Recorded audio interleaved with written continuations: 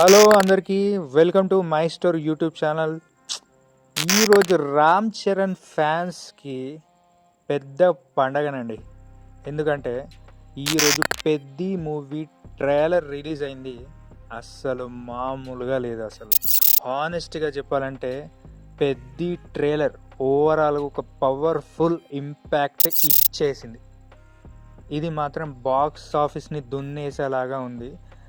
సరే, second movie ఎలా తీస్తారో అని కొంచెం అటు ఇటు డౌట్గానే ఉంది, కానీ కంపల్సరీ ఈ స్టార్ డైరెక్టర్ అయ్యే అవకాశాలు ఉంది ఈ బుచ్చిబాబు గారికి అయితే.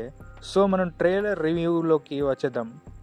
ఫస్ట్ నేను అబ్జర్వ్ చేసింది ఏంటంటే రామ్ చరణ్ లుక్ మరియు బాడీ లాంగ్వేజ్ రగ్గుడు లుక్లో ఉంది.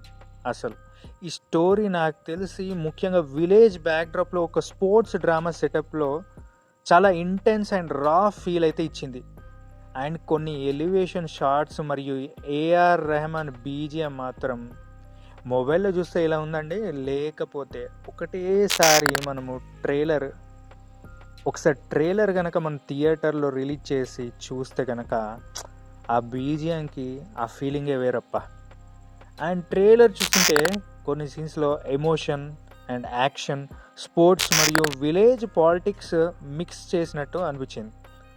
Ram Charan screen presence trailer మొత్తం క్యారీ చేసింది అనిపించింది. అండ్ కొన్ని విజువల్స్ చాలా గ్రాండ్ స్కేల్లో ఉన్నాయి.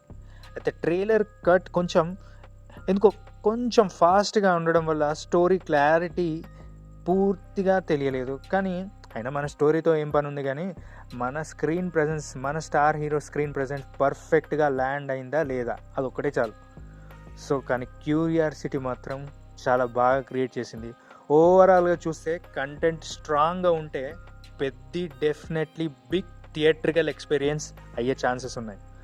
మాస్ ఆడియన్స్కి ట్రైలర్ బాగా కనెక్ట్ అయ్యే అవకాశం ఉంది.